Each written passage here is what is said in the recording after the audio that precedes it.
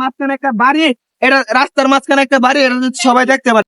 শুরু করিতেছি মহান আল্লাহর নামে, যিনি পরম করুণাময় এবং অত্যন্ত দয়ালু। সুপ্রিয় দর্শক, এই যে দেখেন আমার পিছনে একটা বাড়ি আছে। এই বাড়িটা মেইন রোডের উপরে, এমনকি মেইন রোডের উপরে না, মেইন রোডের ডাইরেক্ট মাঝখানে।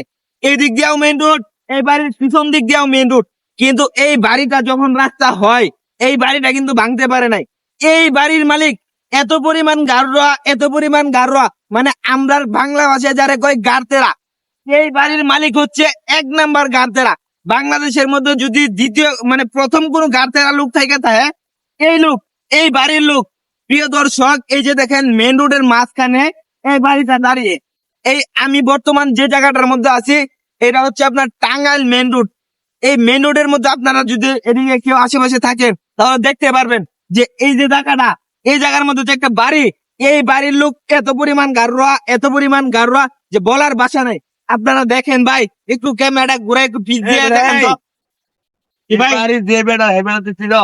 ভাই এই বাড়িটা যে লোকের, উনার আমি চিনি না, কিন্তু আমি বইলা দিতে পারি নিঃসন্দেহে উনার মতো গারতেরা লোক এই বাংলাদেশের মধ্যে একটাও নাই। সুপ্রিয় দর্শক, এই বেড়া, এই বাড়ি আমার বেড়া, তুই আমার গাড়া কর বেড়া, আমার জায়গা ছাড়বে। তোর সমস্যা কি ভাই আপনার বাড়ি? হ্যাঁ, কি মনে হয়? হ্যাঁ ভাই হলুন বহুত ইউটিউবার, বহুত চ্যানেল ম্যানেল আছে, আসতেই পারে, এটা তাদের পার্সোনাল ব্যাপার। আমার সমস্যা না, তুই আমার গাড়া কবি কে? ভাই আমার ভুল হয়েছে। আমার জায়গা, আমার বাপের জায়গা, বাপের জায়গা, তোর সমস্যাটা কি হয়েছে ভাই? আপনি যদি গাতের আমি যদি না করতেন, আপনি যদি এখানে যদি বাড়িটা আগে এনতে যা, তুই আমার আবার গাড়া শুনেন।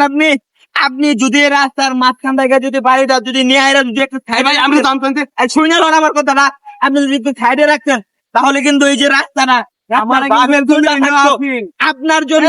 আরে ভাই শুনেন, ভাই আমার ভিডিও বানানো লাগবে। আমার বাপের তুই বেটা ভিডিও বানাবি, তোর জায়গা যাবার কথা, তুই আমার জায়গা দাইছিস। এই যে ভাই, এই যে দেখেন, এই যে আমি রাস্তার মধ্যে কিছু বুঝতেন না। আপনাদেরকে আমি সরাসরি এই বাংলাদেশের নাম্বার 1, আমার তুই ঘাড়াও কবি না, আর হেনে খার তুই বক তোর বক তুই কর দাদা।